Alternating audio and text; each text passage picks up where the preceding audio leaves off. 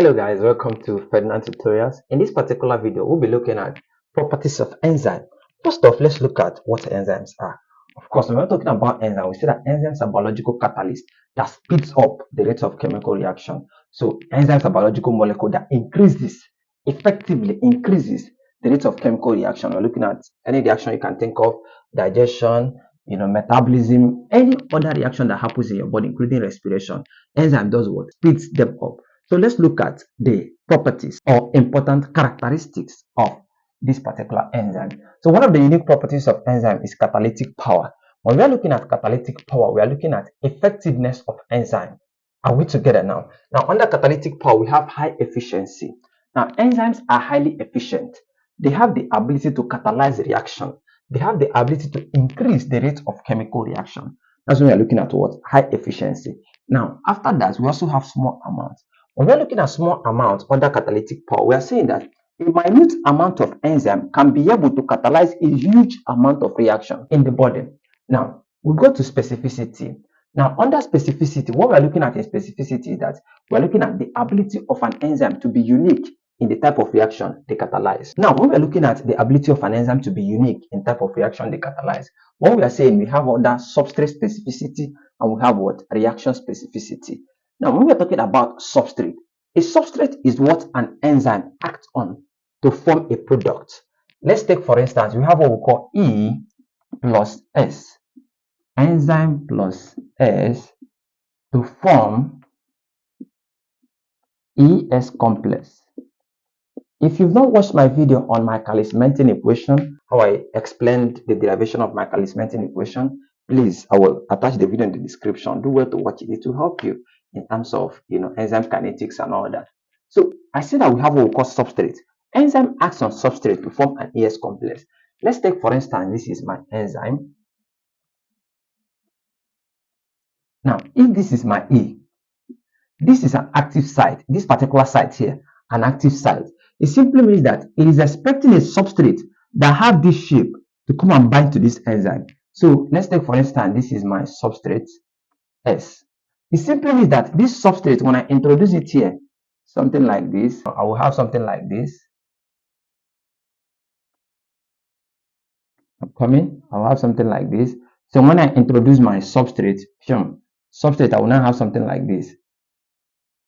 Because this particular shape will come here. This is ES complex. This is a product. Are we together now? This is what a product looks like. In substrate specificity, we are saying that a unique substrate must react with what? A unique enzyme to form a product. Not all enzymes react with all substrates. Are we there? There is a unique enzyme for a specific substrate. Most of the time, what is dependent on what the enzyme binds to is the substrate. Because in every enzyme, there is what we call active site. Now, that active site has a particular shape. That means the substrate that we bind it to that enzyme must complement the shape of that particular active site. Complementing it simply means that when that particular substrate binds to the enzyme active site, it must be complete. It will not be half-filled or anything. It must be complete. That's why we're looking at what? Substrate specificity. Enzyme react to or catalyze specific what? Substrate. In reaction specificity, we are saying that enzyme catalyze specific reaction. Not every enzyme catalyze every reaction. Let's take, for instance, under the classes of enzyme, we have what we call OTH, LIL. OTH, LIL simply means oxidoreductases, transferases, hydrolysis, lyases, isomeresis, and what? And ligases. Are you getting what I'm saying? Now, under oxidoreductases, let me give you a small example. We have what we call oxidase enzyme. We have reductase enzymes, we have hydrogenase, we have oxygenases. If by any chance, let's circle this one, let's use this three. Now, if by any chance we are looking at these particular enzymes, what it simply means is that these enzymes, remember we say reaction specificity, these enzymes, oxidase enzymes, hydrogenase enzyme, and oxygenase enzyme must catalyze oxidation and what? And reduction reaction. Oxidation and what? Reduction reaction. So you can't see them catalyzing maybe hydrolysis reaction or group transfer reaction. No. Specific enzyme catalyze specific reaction. That's what we're looking at in what? Reaction specificity. I don't know if you're getting what I'm saying. Good. Now, you cannot see transaminase enzyme catalyzing oxidation reduction reaction. It is not done at all. Are you getting what I'm saying? Specific enzyme catalyze specific what reactions. So temperature sensitivity is another property. What we are focused on is, what is the ability of this particular enzyme to catalyze reaction under a particular temperature. So we have optimum temperature and then we have denaturation. In optimum temperature, we're saying that this is like the normal temperature that this particular enzyme are effective on. When the temperature is exceeded, the enzymes denatured. Now, what is denaturation? Under denaturation, we're saying that denaturation is the ability of the temperature of this particular enzyme to be increased, maybe through heating. Now, when the temperature of this particular enzyme is increased, the structure of that enzyme will be affected. When the structure of that enzyme is affected, the function will also be altered or affected. So denaturation, we're talking about increasing the temperature of that enzyme beyond its normal optimum temperature. And when that temperature is increased, the structure of that particular enzyme is altered and the function is absolutely what? Altered. In pH sensitivity, we're also talking about the ability of this particular enzyme to be effective at some certain pH. Different enzyme has what? Specific pH values. Now, under pH, remember we have, if this is my pH scale, I have 7 here, this is 14, this is 0. That means this is increasing acidity. Are we there? This is increasing what? Alkalinity. So from 7, I have 8, 9, 10 up until 14. From 7, I have 6, 5, 4, 3, 2, 1, and then 0. So this is increasing acidity. This is what? Increasing alkalinity. Now, under pH sensitivity, we have optimum pH. In optimum pH, we're also talking about the normal pH that enzymes react on, the absolute pH that these enzymes are highly what? Effective under. Now, under denaturation, when the pH is increased or reduced effectively, we begin to say that that enzyme is denatured. When that particular enzyme is denatured, we are talking about alteration of the what? Structure, thereby altering the what? The function. We have reversible nature. Now, when we're talking about reversible nature, what we're looking at is that enzyme catalyze both forward and backward what? Reaction. Just as I mentioned here, E plus X will give us ES complex. Enzyme catalyze both forward and what? And backward reaction. Also, enzyme help us to maintain equilibrium in a particular reaction because of the product, are we there, that is formed during the reaction process. Enzymes are sensitive to inhibitors. When I'll be talking about the biochemistry of proteins, we'll look at the 3 types of inhibitor. But let me just give you a clue. We have 3 major types of inhibitor. We have competitive inhibitors, have competitive, we have non-competitive,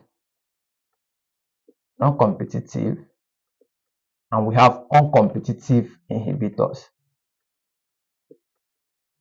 Now, I'll just give you a rundown explanation so that you understand what I mean by enzymes are sensitive to inhibitors. Now, when we're talking about inhibitors, inhibitors affect enzyme activity. That is, they slow down chemical reaction. So, under the types of inhibitor, we have competitive. Now, when we're talking about competitive inhibitor, we're talking about the type of inhibitor that tries as much as possible to compete with this particular, substrate for the enzyme active site. Are you getting what I'm saying? We are looking at, remember, we have enzyme here, we have active site, we have substrate. So we are saying it is that particular inhibitor that competes with this substrate for this enzyme active site. That is what? Competitive inhibitor. Are we getting what I'm saying? Non-competitive inhibitor is that particular type of inhibitor that it is not competing with the substrate for the enzyme active site. Rather, what it is doing is that it have another site called what? Allosteric site. So that means that inhibitor binds to another site in the enzyme called what? Allosteric site.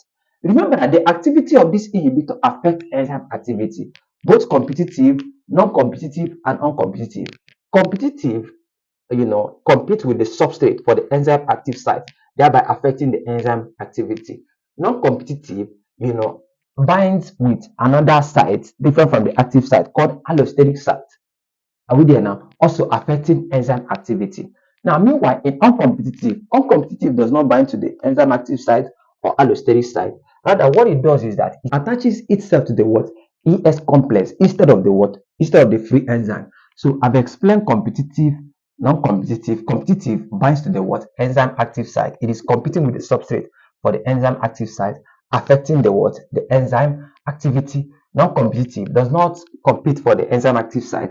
Alright, it goes to another site called allosteric site to affect the enzyme activity. Uncompetitive does not bind to the active site nor the allosteric site. Rather, it binds to the what? ES complex. That's the product that was formed are we there, instead of the what? Instead of the free enzyme. So that is that on sensitivity to inhibitors. Now we have regulation. Are we there now? Now, under this regulation, we have what we call allosteric regulation and covalent modification. Now, under allosteric regulation, let me explain the two: allosteric and covalent modification. Now, under allosteric regulation of enzyme, remember we mentioned something like allosteric site. We are saying that this particular site is affecting or trying as much as possible to regulate the activity of this enzyme. Are we there now? So when a substrate binds or when a molecule binds to another site called allosteric site, it tries as much as possible to regulate the activity of this particular enzyme. Under covalent modification, enzyme can be activated or deactivated as a result of what? Covalent modification. Just like we have phosphorylation and what? And dephosphorylation. In biochemistry of protein, I will explain this concept in details. I will bring out time and then we'll look at it in details. But I just wanted us to look at some few properties or unique properties of enzymes so that you understand what we are looking at in this particular video. I hope this was able to, make sense to you. I hope you understood the concept that I explained in this video. I'll see you again in my next video. Don't forget to subscribe and share to your class groups and study groups.